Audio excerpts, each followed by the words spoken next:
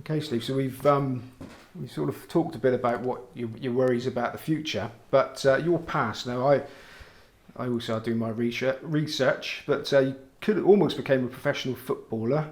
You ran pubs at King's Cross when King's Cross wasn't as salubrious as it is now. You worked at Smithfields, Sure. but then you became a board marker in a betting shop in the afternoon. That's where your interest, serious interest in betting took place, or have I got that totally wrong? Not totally wrong. They're all things that happen, but maybe not in that order. So we did have a pub at King's Cross. We also had a pub down the Old Kent Road that we ran. That was pre-pro betting, obviously. So I was fairly young doing that. But to get me in racing, I've always been involved with racing. I've always loved horse racing. So I was born in Bermondsey, South London. Couldn't be further away from horse racing and what it involves.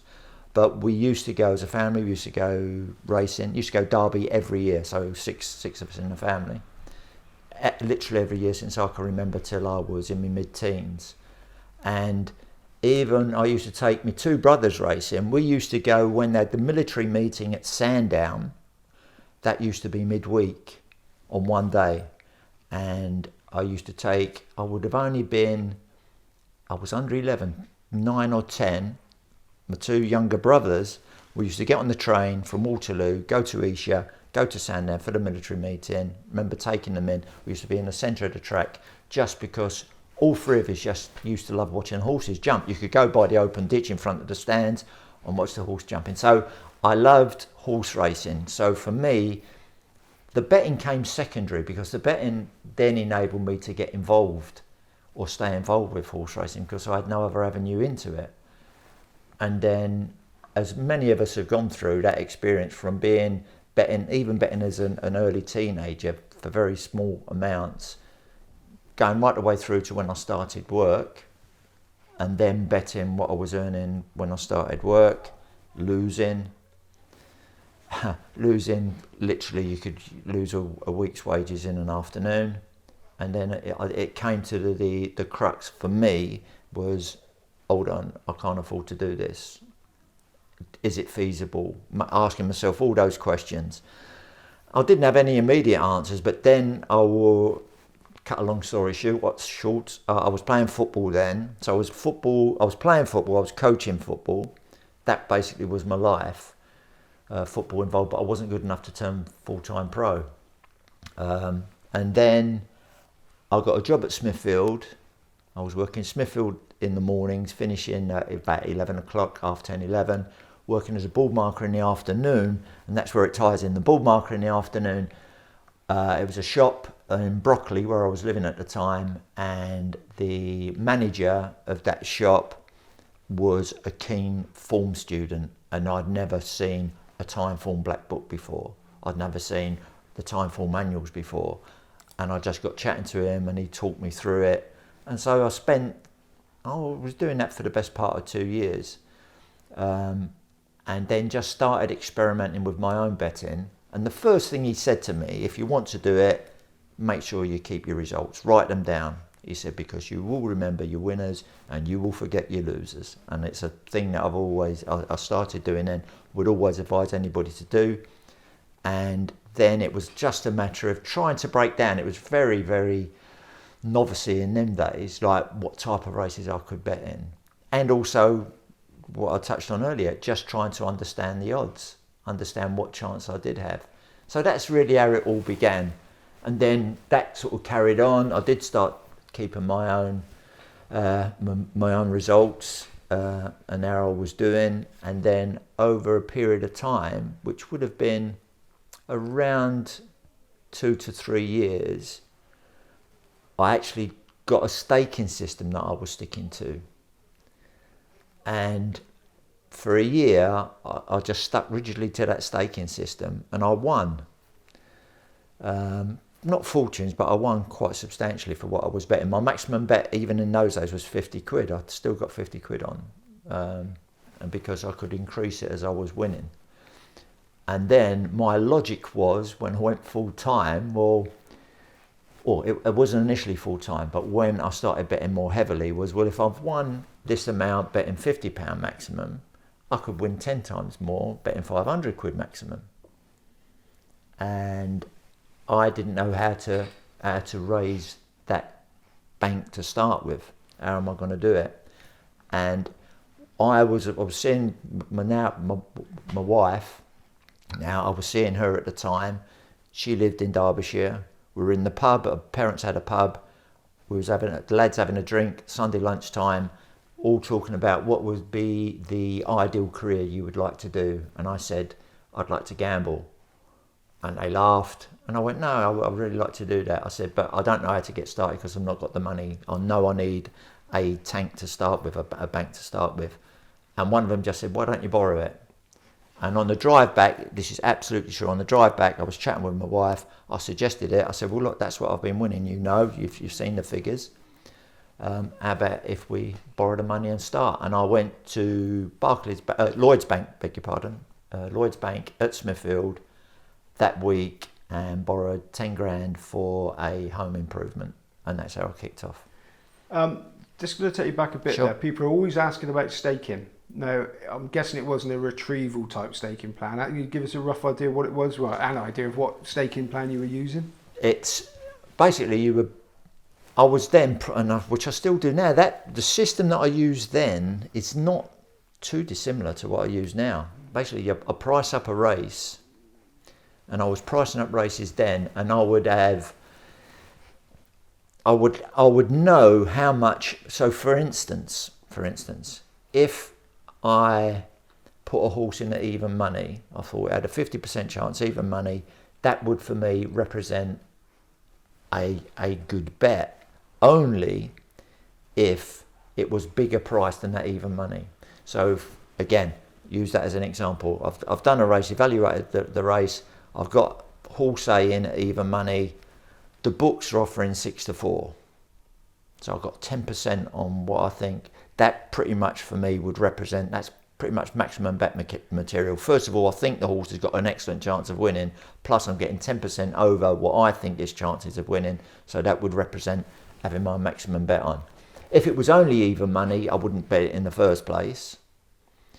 And the bigger the price discrepancy, those days, which is slightly different now, but those days I would always top up. So again, fictitious, but if that even money shot happened to be 2-1 or 9-4, I would have more on and more on.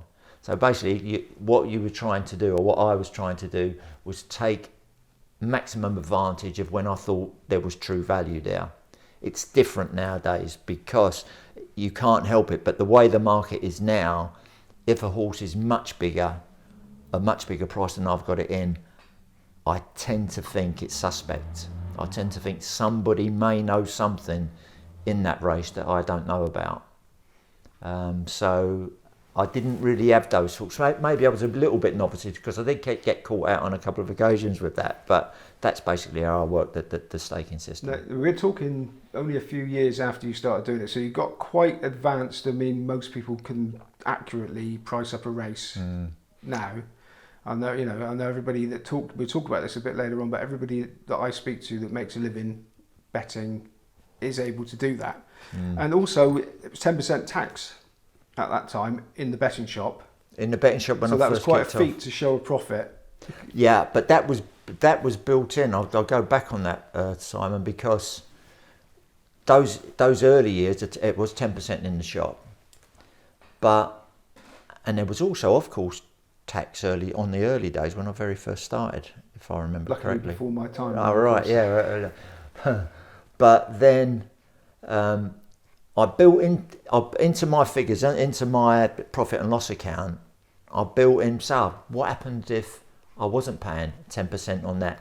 And there was always, and I'm still not sure, I wouldn't be able to answer this question now, but I always used to ask it to myself then, where does the value, where does the financial value in betting with a tax, pay your 10% on, so you're not paying it on your returns, or do you just pay it on your returns? And basically it depended on how well you were doing, how many winners you backed. Because with all these things, if you didn't pay on and the horse won, you was paying a chunk back off your winnings. But once you was paying a chunk on before the race, then obviously then it got beat. You're thinking, I've given that away. I don't know that there was an absolute right or wrong way to do that. It was just depending on what results you got, what returns you were getting. Well, if you were winning, then it was a no-brainer to pay on. Pay on, yeah. But most people didn't win, but they still confident enough to pay on, kidding themselves. That's what. But I think if you were going to have a tenner without tax, or instead you paid £9 and bet £9 and bet the tax, I think you were slightly better off. Yeah, that was it. I think I worked it out. Yeah. So anyway, we'll go on from that because for a lot of people watching this is before their time. Sure. So you borrowed 10 grand to get going. I was going to ask if it was confidence or the exuberance of youth, but obviously you were confident because you'd proven yourself over a period of time you could win. Now, how big was that tank compared to your staking? It worked out, the figure that I used, which again I think fairly you could use it now. I wanted 20 times my maximum bet. That's how I kicked off initially. So £1,000 for me, 50 quid bet, and then I thought, well, if I've got in reserve 20 times my maximum bet, I can't think that I'm going to go through that. There would be. I would have a backup there, and it is the confidence of it's naivety, to be honest, when you kick off like that. And now, if I think back to where I was then to where I am now, I do sometimes wish I was a bit like I was then, because you have to be slightly fearless in what you do. And the secret that I always found to not worrying about losing was just not look at it as money. That £10,000 in effect was 10,000. I used to call them units, and I was betting in units, and I was winning and losing in units. If I ever thought at that time I've lost 500 units instead of 500 quid, it would have been far more frightening to actually do it, and I'm not sure that I would have been able to.